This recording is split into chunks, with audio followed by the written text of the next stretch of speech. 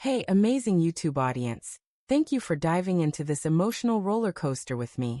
Your support means the world. And I hope this story grips your heart as much as it did mine while writing it.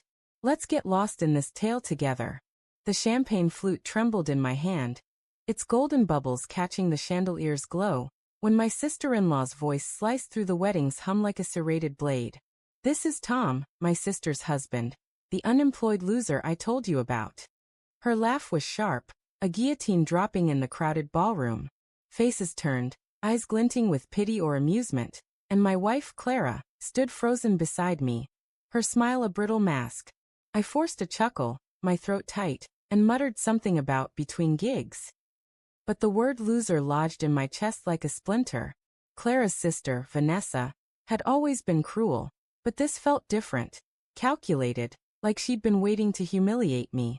I glanced at Clara, expecting her to defend me, to swat away her sister's venom. Instead, she sipped her wine, her gaze darting to the floor. My stomach twisted. Why wasn't she saying anything? The reception swirled around us, clinking glasses, laughter, the band's jazzy croon. Vanessa's new husband twirled her across the dance floor, her white gown a blur of silk. I leaned toward Clara, whispering, "What the hell was that about?" Her hazel eyes flicked to mine, then away. "She's just drunk, Tom. Ignore her." But her voice was thin, like a thread about to snap. I wanted to believe her. Clara had always been my anchor, her quiet strength pulling me through the layoff 6 months ago, the endless job applications, the nights I'd stared at the ceiling, feeling like half a man. She'd kiss my forehead, whisper, "We're in this together." And I'd cling to those words like a lifeboat. But now, her silence felt like a crack in that boat, letting cold water seep in. As the night wore on, I couldn't shake the unease. Vanessa's words weren't just a jab. They carried weight, like she knew something I didn't. I watched Clara mingle, her laugh too bright, her touches lingering too long on the arm of Vanessa's boss, a slick-haired man named Richard. He was all teeth and tailored suits, the kind of guy who'd never known a day of doubt. When had Clara met him? Why was she so comfortable with him? I drifted to the bar, needing air, needing clarity. The bartender slid me a whiskey, and I nursed it, replaying the last few months. Clara's late nights at the office. Her phone always face down. The way she'd started locking her laptop. I'd chalked it up to stress. Her marketing job was brutal, and I wasn't pulling my weight. But now, those moments felt like shadows moving in the dark. "Tom, you okay?" My brother-in-law, Mike, clapped my shoulder, his face flushed from dancing. I nodded, forcing a grin, just taking it all in. Mike didn't know about the layoff's toll, how it had hollowed me out. Clara had promised to keep it between us, but Vanessa's comments suggested otherwise. Had Clara been talking? Sharing my failures like gossip? The band slowed, and Clara glided onto the dance floor with Richard. Her hand rested on his chest, her smile soft, intimate. My grip tightened on the glass. I told myself it was nothing, professional charm, networking. But then Richard leaned in, whispering something that made her laugh, her head tilting back in a way I hadn't seen in months. My heart thudded, a drumbeat of dread. I stepped outside, the night air sharp against my skin. The venue's garden was strung with fairy lights, their glow flickering like dying stars.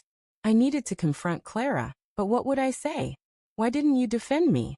Why are you so close to him? The questions churned, each one heavier than the last. Footsteps crunched behind me. Vanessa, her veil discarded, a cigarette glowing between her fingers. "Didn't expect you out here, Tom," she said, her voice dripping with mock surprise. "Shouldn't you be inside, keeping an eye on your wife? What's that supposed to mean?" I snapped, my patience fraying. She exhaled smoke, her eyes glinting. "Oh, come on. You've seen how she is with Richard. Everyone has." She paused, savoring my reaction.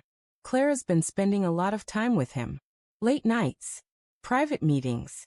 You didn't know?" My blood ran cold. "You're lying," I said, but my voice wavered. Vanessa smirked, shrugging. "Ask her yourself." Back inside, the reception felt suffocating. Clara was at our table now, alone, scrolling her phone. I sat beside her, my pulse hammering. "We need to talk," I said, low and urgent. Her fingers froze on the screen. About what? She asked, too casual. Vanessa said you've been close with Richard. Late nights. Meetings. I forced the words out, each one a stone in my throat. Is there something you're not telling me? Her face paled, but her eyes hardened. Vanessa's stirring shit as usual. It's work, Tom. You know how demanding my job is. Then why didn't you shut her down earlier? I pressed. When she called me a loser, you just stood there. Clara flinched, her lips parting then closing. I didn't want to make a scene, she said finally. It's her wedding. That's not good enough, I said, my voice rising. Heads turned, but I didn't care. You're hiding something. I can feel it. She stood, grabbing her purse. I'm not doing this here. She walked toward the exit, and I followed, the tension between us a live wire. In the parking lot, under the harsh glow of a street lamp, she spun to face me. You want the truth? She snapped. Fine. I've been working late with Richard because he believes in me. He sees my potential. Unlike you, who's been moping for months, expecting me to carry us both.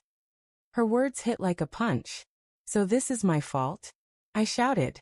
I lost my job, Clara, not my worth. And you, what? You're running to him because I'm struggling. She looked away, her jaw tight. It's not like that, she whispered, but her voice cracked. Richard and I, it just happened. I didn't mean for it to. The world tilted.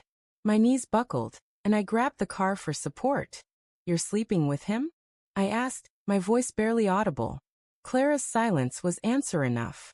Tears brimmed in her eyes, but they weren't for me. They were for her own guilt, her own unraveling. I still love you, she said, the words hollow. But I needed someone who could keep up. I laughed, a bitter, broken sound.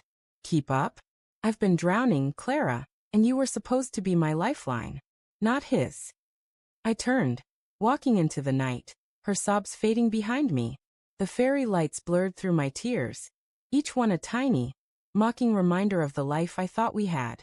I didn't know where I was going, only that I couldn't stay. Not with her. Not with the truth. As I reached the edge of the lot, Vanessa's voice echoed in my mind. Unemployed loser.